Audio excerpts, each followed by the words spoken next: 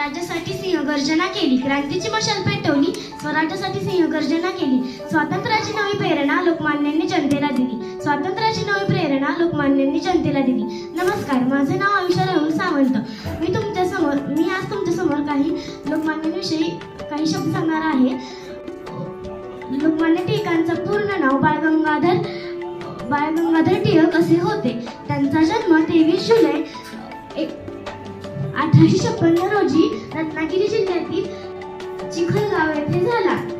त्यांच्या आईचे नाव पार्वतीबाई व वडिलांचे नाव गंगाधर टिळक असे होते. लोकमान्य टिळकांनी मराठा व केसरी ही वृत्तपत्रे सुरू केली. त्यांचे निधन 1 ऑगस्ट 1820 रोजी. धन्यवाद. आणि इथे जमलेल्या माझ्या विद्यार्थी मित्रांनो, माझे नाव ईश्वरी विशाल ढेरे. मी इयत्ता 7वी मध्ये शिकत आहे. लोकमान्य टिळक हे स्वातंत्र्य लढ्यातील थोर स्वातंत्र्यवीर होते. समोर अंधार असला तरी अंधारापुढे उजेड आहे असे सांगणारे लोकमान्य टिळक यांच्याविषयी मी आज बोलणार आहे. स्वराज्य हा माझा जन्मसिद्ध हक्क आहे आणि तो मी मिळवणारच अशी सिंहगर्जना करणारे लोकमान्य टिळक यांनी जनतेला स्वतंत्र लढ्याचा मंत्र दिला. ज्याप्रमाणे चिखलात कमळ गवते त्याचप्रमाणे त्यांचा जन्म 23 जुलै 1856 रोजी रत्नागिरी जिल्ह्यातील चिखली या गावी झाला. त्यांचे खरे नाव केशव असे होते. बाळ हे त्यांचे टोपण नाव होते. त्यांच्या वडिलांचे नाव गंगाधर टिळक तर त्यांच्या आईचे नाव पार्वतीबाई असे होते.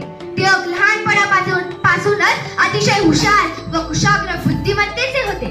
त्यांना अन्यायाविरुद्धची चीड होती. टिळक व आगरकर यांनी मिळून मराठा केसरी वृत्तपत्रे सुरू केली. या वृत्तपत्रांद्वारे टिळकांनी राष्ट्रीय विचारांचा प्रसार केला. 1877 मध्ये त्यांनी पुण्याच्या डेक्कन कॉलेजमधून BA ची पदवी मिळवली. तसेच त्यांनी जनता एकत्र यावी म्हणून शिवजयंती आणि गणेश उत्सव अशा अनेक उत्सवांची सुरुवात केली. लोकमान्य टिळक यांनी अनेकदा इंग्रजांविरुद्ध आवाज उठवत असताना त्यांना अनेकदा तुरुंगवासही भोगावा लागला. परंतु त्यांनी मंडाली तुरुंगात असताना गीता रहस्य हा ग्रंथ लिहिला. मात्र 1920 साली टिळकांची तब्येत बिघडू लागली आणि 1 ऑगस्ट 1920 साली टिळकांचे निधन झाले आणि अजन्म स्वातंत्र्य सेवेत गर्क असलेला हा तेजस्वी सूर्य कायमचा मावळला. धन्यवाद.